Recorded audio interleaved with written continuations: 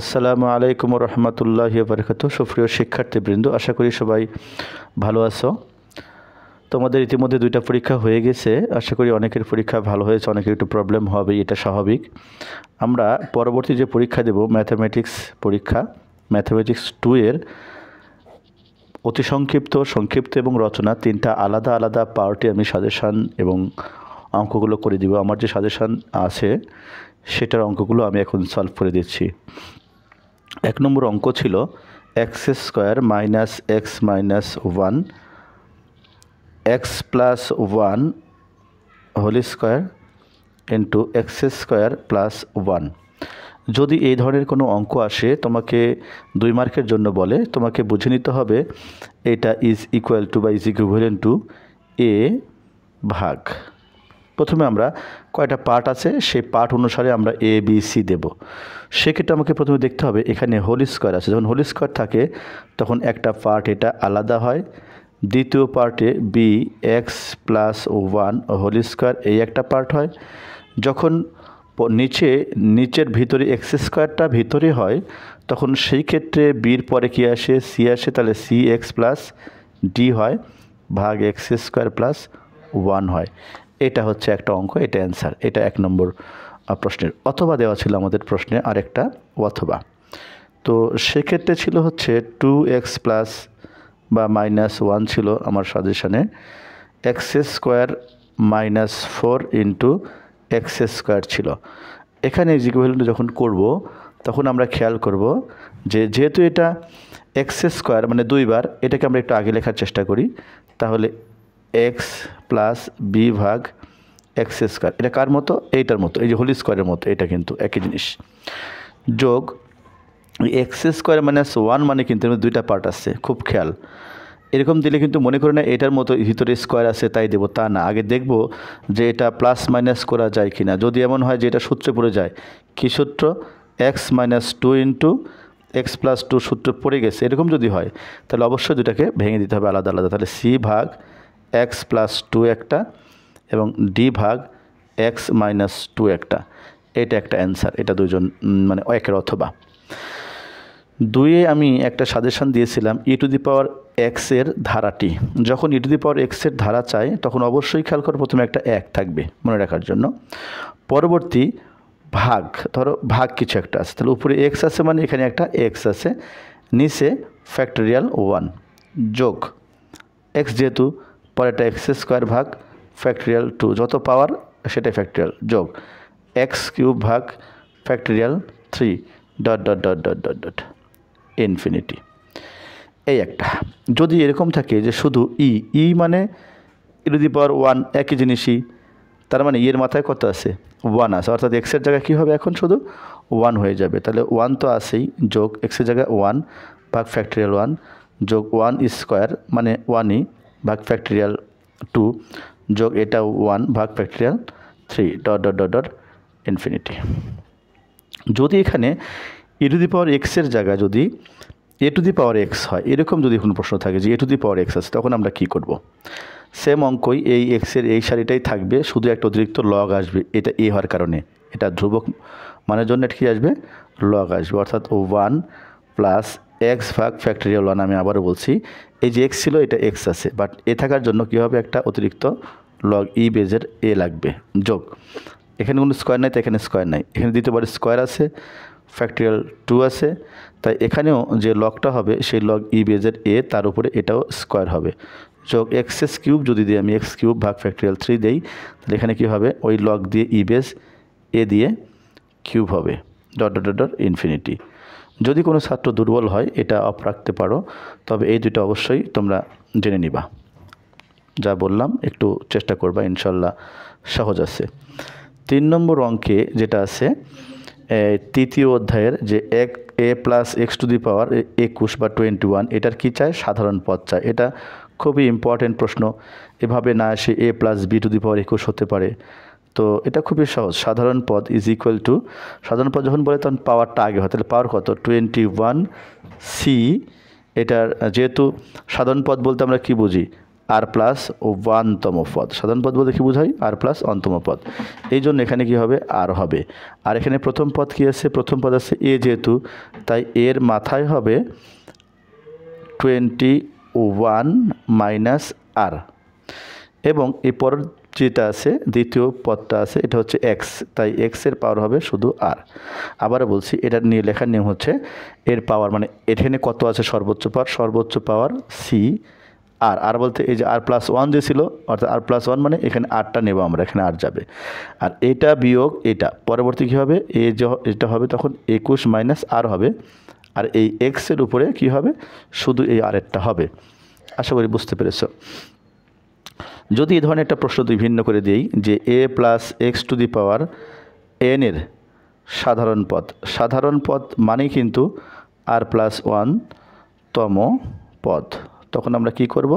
আমরা আবারও লিখব পাওয়ার যেহেতু এন আছে তাহলে এন সি, যেহেতু আরতম তাহলে এটা এ বলতে এর পাওয়ার কিন্তু এন মাইনাস আর, আর এক্সের পাওয়ার কিন্তু আর।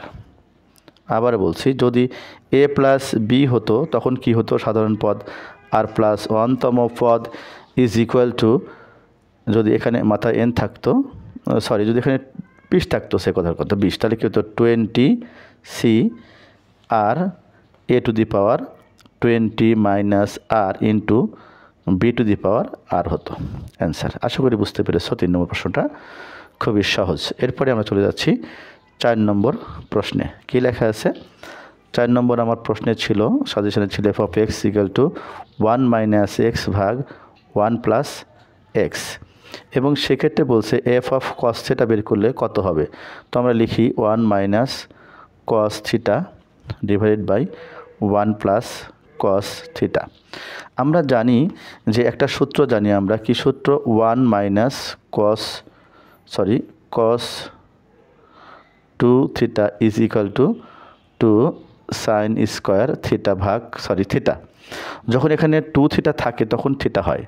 এখন যদি এরকম করে আমরা মনে করি 1 মাইনাস কস 2 ইন্টু থিটা ভাগ 2 আছে, তাহলে এই সূত্রের সাথে মিলে যায়, ইজ ইকুয়াল টু কী হবে? 2 সাইন স্কোয়ার থিটা ভাগ 2 হবে।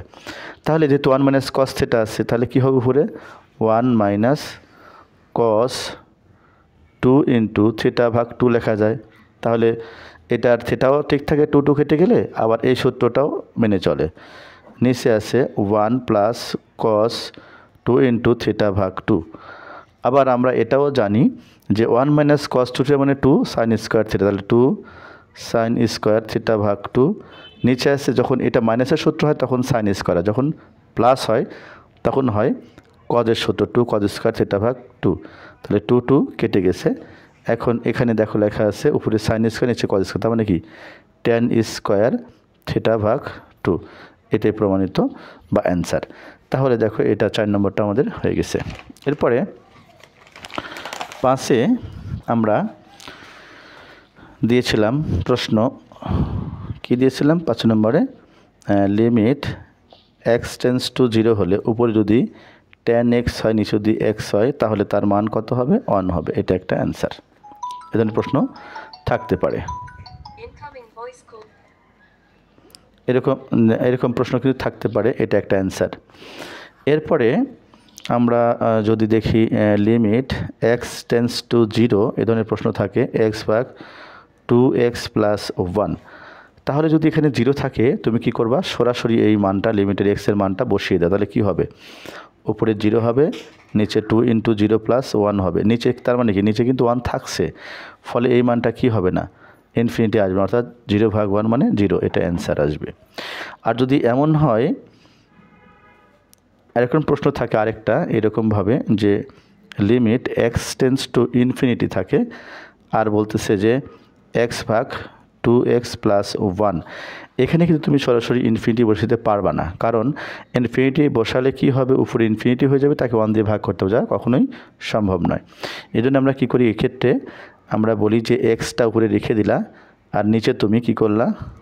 Limit x tends to infinity লিখলা আগে। এখানে তুমি এক্সটাকে কমন নেয়, এক্সকে কী করবা? কমন নেবা। তাহলে কী থাকবে? 2 প্লাস 1 ভাগ এক্স। তাহলে 1 ভাগ এক্স আর আসলে কী হবে? 1কে যদি আমি ইনফিনিটিতে ভাগ দিতে 0 চলে আসবে, ফলে এই মানটা বের করার জন্য সহজ হবে। এখন দেখো এই এক্স এক্স কেটে যায়, তাহলে কী থাকে? এখন মান বসিয়ে দাও। উপরে থাকে 1, নিচে থাকে 2 + 1/∞। দ্যাট মিন্স উপরে 1, নিচে শুধু 2 থাকবে। 1/∞ মানে 0, তাহলে 0 + 2 মানে 2। এটা হবে অ্যান্সার। এটা গেল 5-এর উত্তর। এরপরে আমরা চলে যাচ্ছি 6 নম্বর অঙ্কের দিকে। 6 নম্বর অঙ্কে ছিল d/dx মাঝে মাঝে থাকতেছে, এটা মান কত? তো যদি শুধু √x এ ডিফারেন্সিয়েট করতে হয়, তাহলে যদি যারা মুখস্থ রাখতে পারবে একবার লিখবা 2√x অ্যান্সার, এটাই সূত্র। এরপরে প্রশ্ন থাকে d/dx থাকে হচ্ছে u ইন্টু ভি সূত্র থাকে, এটা মাঝামাঝি থাকে। এরকম থাকলে আমরা কি লিখি? ফার্স্ট ফাংশন স্থির, ডিফারেন্সিয়েশন অফ সেকেন্ড ফাংশন রেখে দিব, যোগ সেকেন্ড ফাংশন স্থির d/dx ফার্স্ট ফাংশন, এটাই আমাদের অ্যান্সার। অনেক সময় চায় d/dx এর অর্থাৎ u/v চায়, অর্থাৎ ভাগের ক্ষেত্রে ডিফারেন্সিয়েট চায়। তখন আমরা কী করব? নিচেরটাকে স্কোয়ার দিলাম। এবার এই নিচেরটাকেই আমরা আবার লিখব প্রথমে, লিখে এবার করব কি? প্রথম যেটা ছিল তার হচ্ছে ডিফারেন্সিয়েট, অর্থাৎ প্রথম ফাংশন ডিফারেন্সিয়েট এবার আগে হবে, বিয়োগ চিহ্ন হবে। দ্বিতীয় ফাংশনটা এবার প্রথম ফাংশনটা স্থির থাকবে, আর দ্বিতীয় ফাংশনটার এবার ডিফারেন্সিয়েট হবে। এটা হচ্ছে অ্যান্সার। আশা করি বুঝতে পেরেছো। এবার আমরা চলে যাচ্ছি পরবর্তী প্রশ্নে, অর্থাৎ 8 অধ্যায়ের অতি সংক্ষিপ্ত যেটা থাকে, বেশিরভাগ সময় দুইটার মধ্যে একটাই থাকে। লেখা থাকে যে স্পর্শক এক্স অক্ষের সমান্তরাল হলে ঢাল কত হবে? আচ্ছা, ঢাল মানে কি? ঢাল মানেই হচ্ছে dy/dx এর মান। আর dy/dx এর মান যদি এক্স অক্ষের সমান্তরাল হয়, তাহলে আমরা সেই ক্ষেত্রে বলি যে ঢালের মান হচ্ছে 0। আরেকটা আছে, যদি এক্স অক্ষের উপর লম্ব হয়, তাহলে আমরা dy/dx এর বা ঢালের মানকে বলি আমরা ইনফিনিটি বা 1/0 বলি। এটা অ্যান্সার। এটা একটা প্রশ্ন, এটা 8 নম্বর অধ্যায়ে ছিল। এরপরে যদি আমরা চলে যাই পরবর্তী অধ্যায়, অর্থাৎ নবম অধ্যায়ে চলে যাই। নবম অধ্যায়ে দেখো প্রশ্ন আছে y = x হলে জিজ্ঞেস করছে yn কত হবে?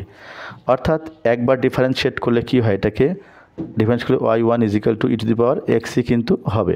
যদি এটাকে আবার ডিফারেন্সিয়েট করি, তাহলে কি হবে?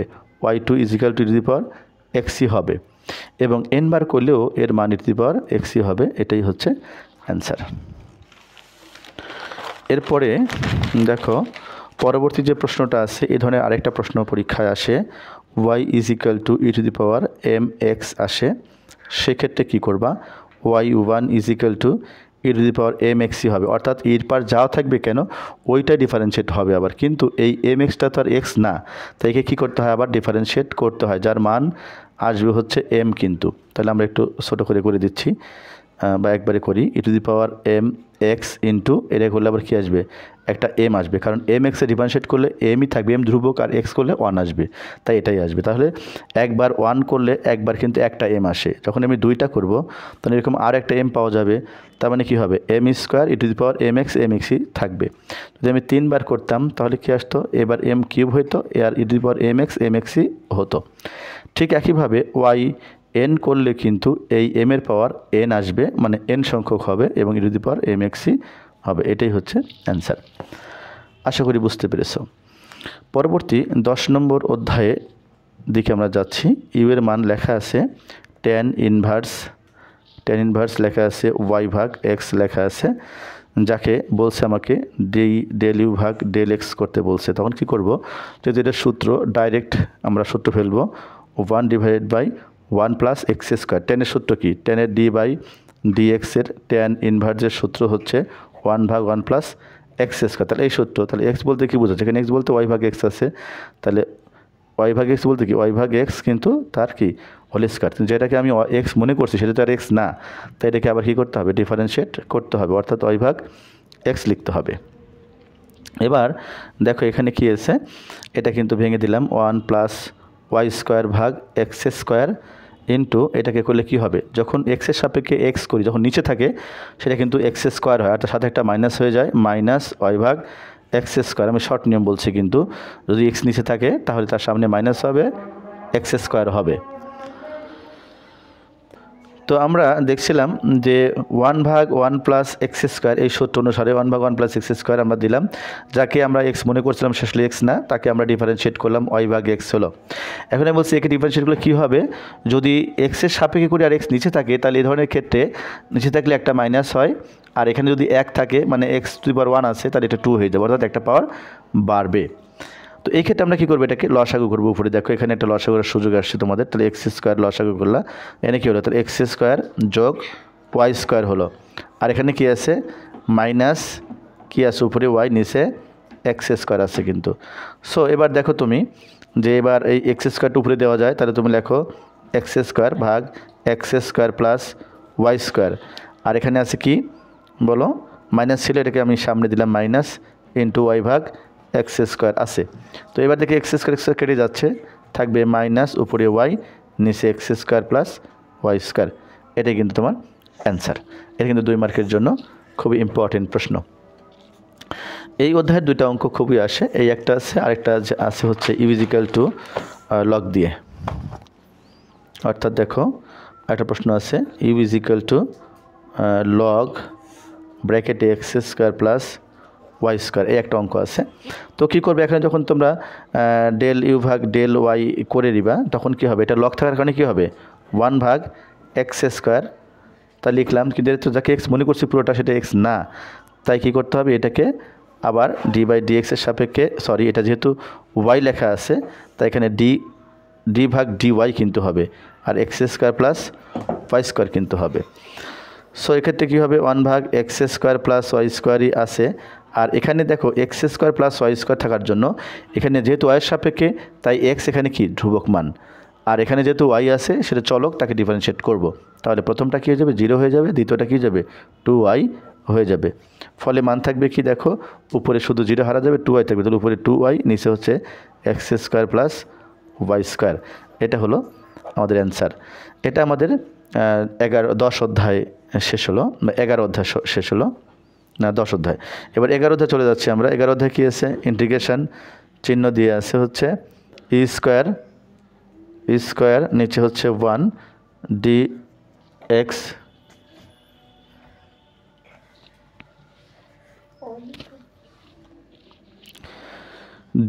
ভাগ এক্স আছে, উপরে স্কোয়ার নিচে 1 dx ভাগ এক্স আছে।